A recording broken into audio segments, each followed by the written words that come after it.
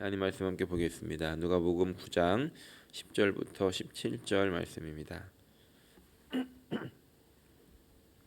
누가복음 9장 10절부터 17절 말씀입니다. 한 목소리로 봉독하겠습니다. 사도들이 돌아와 자기들이 행한 모든 것을 예수께 여쭈니 데리시고 따로 벳세다라는 고을로 떠나가셨으나 무리가 알고 따라왔거늘 예수께서 그들을 영접하사 하나님 나라의 일을 이야기하시며 병 고칠 자들은 고치시더라. 날이 저물어 가매 12 사도가 나와 여짜오되 무리를 보내어 두루 마을과 촌으로 가서 유하며 먹을 것을 얻게 하소서. 우리가 있는 여기는 빈 들이니이다. 예수께서 이르시되 너희가 먹을 것을 주라 하시니 여짜오되 우리에게 떡 5개와 물고기 2마리밖에 없으니 이 모든 사람을 위하여 먹을 것을 사지 아니하고서는 할 수 없사옵나이다 하니 이는 남자가 한 5,000명 됨이더라. 제자들에게 이르시되 때를 지어 한 50명씩 앉히라 하시니 제자들이 이렇게 하여 다 앉힌 후 예수께서 떡 5개와 물고기 2마리를 가지사 하늘을 우러러 축사하시고 떼어 제자들에게 주어 무리에게 나누어 주게 하시니 먹고 다 배불렀더라. 그 남은 조각을 12바구니에 거두니라. 아멘. 우리는 지난 시간 예수님께서 제자들을 둘씩 보내시며 현장 실습을 하게 하셨던 내용을 함께 나누었습니다. 이제 그 예수님의 미션을 가지고 현장 실습을 다녀온 제자들이 예수님 앞에 돌아왔을 때 이들에게 붙여진 이름은 사도였습니다. 10절 말씀을 이렇게 시작합니다. 사도들이 돌아와 자기들이 행한 모든 것을 예수께 여쭈니.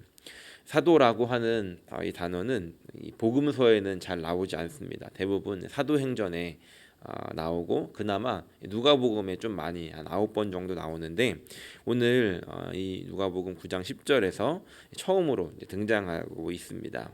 제자들은 그저 예수님을 따라만 다니는 사람들이 아니라 이제 그 제자들의 다음 단계는 예수님의 보내심을 받고 그 보냄을 받은 그 자리에서 예수님처럼 살아가는 그런 사명이 주어진 자들, 그들이 바로 보내심을 받은 사도들이었다는 겁니다. 오늘 우리가 함께 이 말씀을 함께 나눈 말씀을 함께 이렇게 생각하면서 먼저 좀 생각해 보기 원하는 것은 오늘 나는 예수님과 어떤 관계를 맺고 있는지 나의 현재의 자리가 어디인지를 먼저 확인해 보고 또 나는 그러면 앞으로 예수님과 어떤 관계를 맺고 사는 삶이 되기를 원하는지 우리의 원함은 어디에 있는지를 또 돌아보고 그렇다면 예수님께서는 나와 어떤 관계를 맺기를 원하시는지 이것들을 함께 깨닫는 아침이 되기를 소원합니다. 성경을 읽다 보면 특별히 복음서를 보다 보면 사람들이 예수님과 어떠한 관계를 맺으면서 살아가고 있는지를 보게 됩니다. 그래서 예수님에게 별로 관심조차 없는 사람들, 또 예수님을 대적하는 사람들, 이런 사람들을 보기도 하고 또 약간의 관계를 맺고 사는 그런 사람들을 보게 되는데 우리가 읽었던 말씀의 11절 보면 초반에 무리가 알고 따라왔다라고 합니다. 등장하는 사람들은 무리들입니다. 그래서 무엇을 이제 바라고 또 무엇을 얻을까 하여서 예수님을 이렇게 우르르 따라다니는 그런 무리들이 있다는 것이죠. 이들은 필요에 의해서 예수님 곁에 머물다가 그 필요가 채워지면 더 이상 예수님과의 관계를 맺지 않고 더 깊은 관계로 나가지 않고 이제 자신들의 필요를 채우면 자신의 자리로 돌아가는, 그러니까 예수님에 대한 좋은 기억은 가지고 살지만 결국에는 내 마음대로 사는 그런 사람들, 이런 사람들이 등장합니다. 그리고 또 한 부류의 사람들은 예수님의 가르침을 받고 예수님을 따라다니면서 예수님을 닮아가기 위해서 늘 예수님 근처에, 예수님 가까이 머무르면서 예수님과 함께하는 사람들이 있습니다. 바로 제자들입니다. 이 제자들은 시간이 되면 예수님을 찾아가서 교육을 받는 그런 학생들이 아니라 예수님과 함께 살면서 함께 동고동락하는 예수님의 영적인 그리고 육적인 꼴을 먹으며 자라가는 양육을 받는 그런 사람들이었다는 겁니다. 그리고 또 한 부류의 사람들은 오늘 서두에 나누었던 것처럼 이제 예수님과 함께하는 그런 삶에서 제자의 삶에서 더 나아가서 이제 예수님의 그 보냄을 받아서 예수님이 어떤 분이신지 예수님께서 하셨던 그 삶을 삶으로 살아내고 말로 전하는 예수님의 보냄을 받은 그런 사도들이 있다는 것이죠. 예수님과 관계없는 사람들, 또 무리들, 그리고 제자들, 그리고 사도들. 여러분들이 지금 계신 자리는 어디쯤이신가요? 나는 지금 어디쯤에 와 있나? 내가 지금 예수님과의 관계는 어느 정도의 자리에 있는지 한번 돌아보시고 지금 나의 자리가 아니고 그럼 내가 원하는 자리는 또 어디인지. 지금 나는 이 정도지만 사실 내가 원하는 자리는 여기였어라고 하는 그 자리는 어디이신지 한번 생각을 해봤으면 좋겠습니다. 내가 지금 있는 자리와 내가 원하는 자리에 간격이 있으신지 아니면 그 자리에 만족하고 계신지. 그렇다면 이제 또 예수님께서 이제 우리에게 원하시는 자리는 또 어디인지, 내가 원하는 자리와 예수님께서 우리에게 원하시는 자리, 예수님께서 결국 원하셨던 자리는 사도와 같은 자리이지 않겠습니까? 그 간격이 어느 정도 되는지 우리는 돌아보고 체크해 보아야 한다는 것입니다. 내가 원하는 자리와 예수님께서 원하셨던 그 자리의 간격이 크면 우리는 부담을 느끼게 됩니다. 그러면서 내가 어떻게 그런 자리에 갈 수 있을까? 어떻게 내가 그 위치에 갈 수 있을까? 예수님의 보냄을 받아서 예수님처럼 살아간다는 것, 나는 아직 그 정도는 아닌 것 같아. 이런 마음이 혹시 있으신 건 아닌지. 만약에 우리 안에 이런 마음이 있다라고 한다면 왜 그런 마음이 드는 것인지 우리는 생각해 보아야 한다는 것입니다. 어떤 분들은 이렇게 말씀하실 수 있을 것 같습니다. 오늘 예수님께서 우리에게 원하시는 자리가 예수님처럼 삶을 살아가는 그런 사도의 자리입니다 라고 했을 때 우리들의 반응은 제가 그렇게 살기를 원하기는 하지만 저도 그렇게 되고는 싶지만 제가 아직 부족해서요 라고 이야기할 수 있다는 것입니다. 그런데 우리가 분명히 알아야 하는 것은 우리는 원래 부족했다는 겁니다. 제가 부족해서요라고 하는 말이 맞는 말이라는 겁니다. 그런데 원래 부족했고 또 하나는 앞으로도 계속 그렇게 부족할 거라는 겁니다. 다시 말해서 예수님의 보냄을 받는 것이 우리의 어떠함으로 우리가 뭔가가 가능해서 또 대단한 존재여서가 아니라 우리의 힘으로가 아니라 예수님께서 보내신다면 그리고 우리에게 어떤 것들을 부어주신다면 우리의 힘이 아니라 주님이 보내셨기 때문에 가능한 일이라는 것입니다. 오늘 말씀에 사도라고 칭함을 받았던 이 제자들은 이 제자들이 완벽하게 무엇이 다 준비가 되어서 있었기 때문에 예수님이 보내셨던 것이 아니라 그냥 부족하지만 여전히 부족하지만 예수님께서 나 믿고 가라, 내 이름 들고 가라, 내가 보낼 테니 가라, 내가 능력을 줄 테니 가라 라고 하시며 보내셨기 때문에 이들은 사도가 되었다는 것입니다. 오늘 예수님께서는 이것들을 사도들에게 이 제자들에게 가르쳐 주시기 위해서 놀라운 일들을 이루십니다. 우리가 잘 알고 있는 오병이어 사건입니다. 이 오병이어 이야기는 유일하게 마태, 마가, 누가, 요한복음 이 사복음서에 모두 기록되어져 있는 이야기입니다. 물론 이 복음서마다 다루는 모습이 집중하고 있는 모습이 또 설명하는 모습이 조금씩은 다르지만 그만큼 중요한 이야기입니다. 오늘 이 누가복음에서는 이 오병이어 사건이 무엇에 집중되어 있는가 보니까 13절 말씀에 집중되어 있는 것 같습니다. 바로 13절 읽지 않고 11절 말씀부터 한번 읽어보겠습니다. 무리가 알고 따라왔거늘 예수께서 그들을 영접하사 하나님의 나라의 일을 이야기하시며 병 고칠 자들은 고치시더라.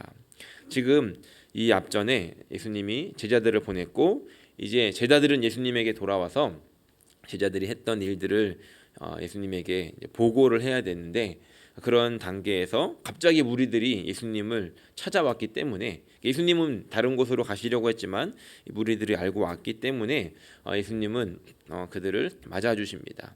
예수님이 지금 바빠라고 하면 돌려보내시지 않고 그럼에도 불구하고 이들을 영접하셔서 복음을 전하시고 또 병 고칠 자들을 고치셨다는 겁니다. 그리고 12절에 이렇게 기록합니다. 날이 저물어가며 12사도가 나와 여짜오되 무리를 보내어 두루 마을과 촌으로 가서 유하며 먹을 것을 얻게 하소서. 우리가 있는 여기는 빈 들입니다라고 예수님께 말하고 있습니다. 여기서도 제자들이라고 하지 않고 12사도가 나왔다라고 하면서 이 사도를 강조하고 있는데, 예수님에게 이 사람들이 지금 많이 배가 고플 것 같으니까 마을로 두루 보내서 먹을 것을 얻게 하자라고 이야기를 합니다. 한편으로는 이런 말이 아닐까 생각해 봅니다. 예수님 밥 먹고 합시다가 아니라 예수님 이제 마감합시다. 이제 그만하면 안 되겠습니까? 이들을 좀 집에 좀 보냅시다라고 이야기를 하고 있는 것은 아닐까 생각해 볼 수 있다는 겁니다. 왜냐하면 이들은 방금 전까지 미션을 수행하고 와서 몸도 지쳐 있었고 또 자신들을 통해서 하나님이 하셨던 일들을 빨리 예수님에게 보고하면서 자랑도 하고 싶었지만 이 몰려든 무리들로 인해서 그럴 기회가 없었다는 것이죠. 그럼에도 예수님께서는 그 무리들을 다 받아주시고 병도 고치시고 말씀을 나누셨다는 겁니다. 그리고 제자들의 요청에 예수님께서 이렇게 말씀하십니다. 오늘의 핵심 구절이라고 말씀드렸는데 13절 말씀 함께 읽어보겠습니다. 예수께서 이르시되 너희가 먹을 것을 주라 하시니 여짜오되 우리에게 떡 5개와 물고기 2마리밖에 없으니 이 모든 사람을 위하여 먹을 것을 사지 아니하고서는 할 수 없사옵나이다 하니. 자, 예수님께서 제자들이 예수님께 이들을 보내서 마을로 보내서 먹을 것을 좀 얻게 해야 되겠습니다라는 질문에 예수님께서는 제자들에게 너희가 먹을 것을 주어라라고 말씀하십니다. 이건 가능한 이야기이겠습니까? 오늘 말씀의 제목을 제가 무리한 요구라고 지어봤습니다. 왜냐하면 예수님이 지금 제자들에게 너희가 먹을 것을 주라라고 하는 이 요구는 굉장히 무리한 불가능해 보이는 요구이기 때문입니다. 어느 정도로 이것이 불가능하냐면 이 책들을 보니까 그 당시에 있었던 지금 예수님이 이 벳세다 고을로 가게 되는데 그 지역 근처에 있었던 마을들의 규모가 인구가 한 3,000명 정도 되는 그런 마을들로 이렇게 구성이 되어 있었다고 합니다. 아시다시피 우리는 이곳에 모인 사람들이 남자만 5,000명이라는 것을 알고 있습니다. 어느 한 마을로 가면 그 마을이 감당하지 못할 만큼의 많은 인구라는 것이죠.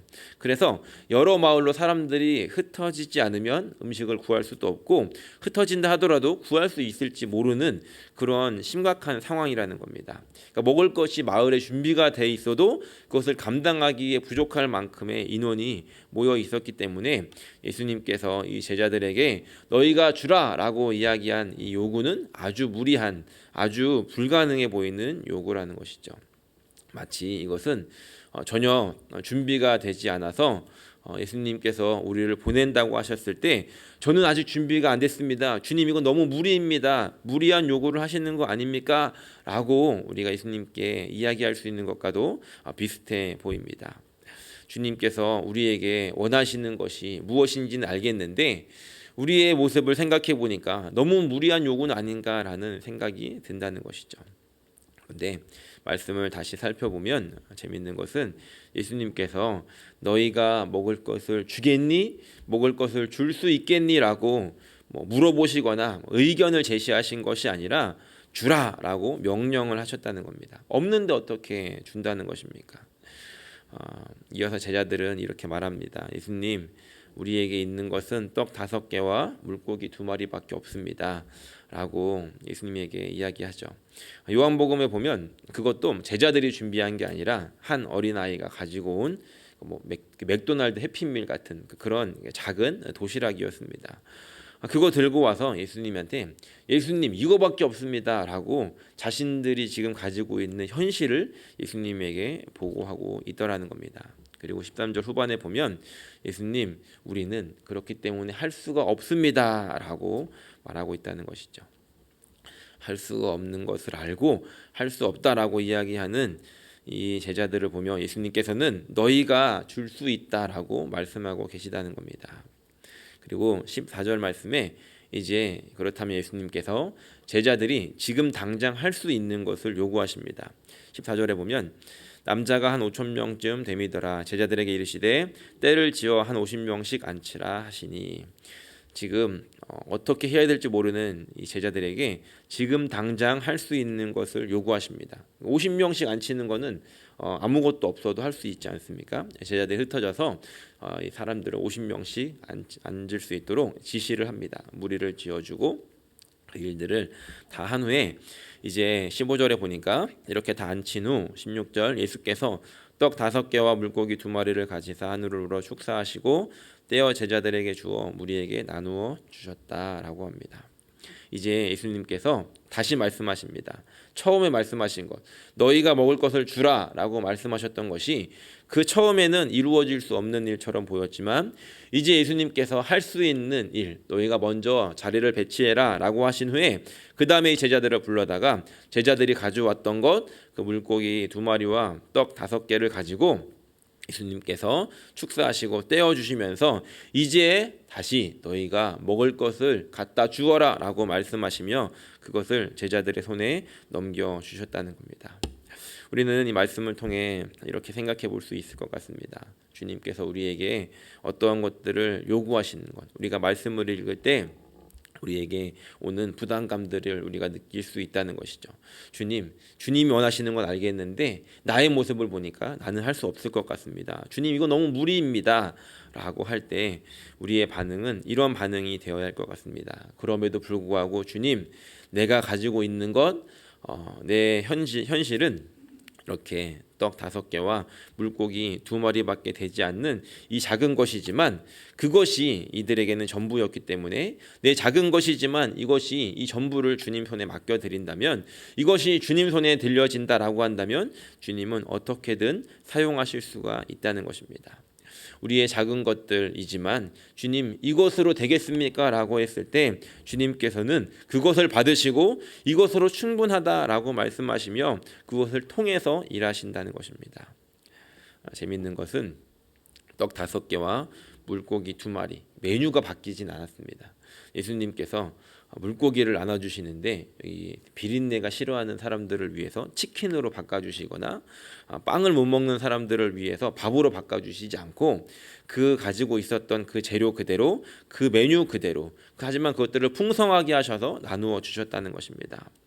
17절 말씀을 보니까 먹고 다 배불렀더라, 남은 조각을 12바구니에 거두니라 라고 이렇게 기록합니다.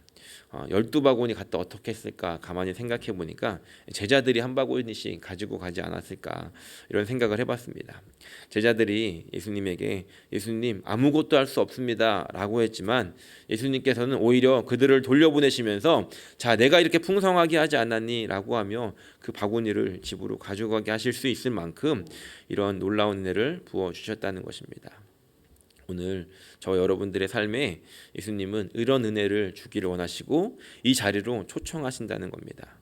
우리가 원하는 자리가 얼만큼입니다라고 할 수 있지만 예수님께서는 아니, 거기까지가 아니라 나는 너희들을 나의 제자가 되어서 나의 이 삶을 너희 삶으로 증명할 수 있는 그런 사도로 너희들을 보내기를 원하고, 너희들이 지금 가지고 있는 것은 그 떡 5개와 물고기 2마리밖에 되지 않지만 내가 그것을 사용하면 풍성케 되어서 너희들에게 많은 사람들을 먹일 수 있는, 그들에게 그 은혜를 나눠줄 수 있는 통로가 되게 하실 것이다 라는 것입니다.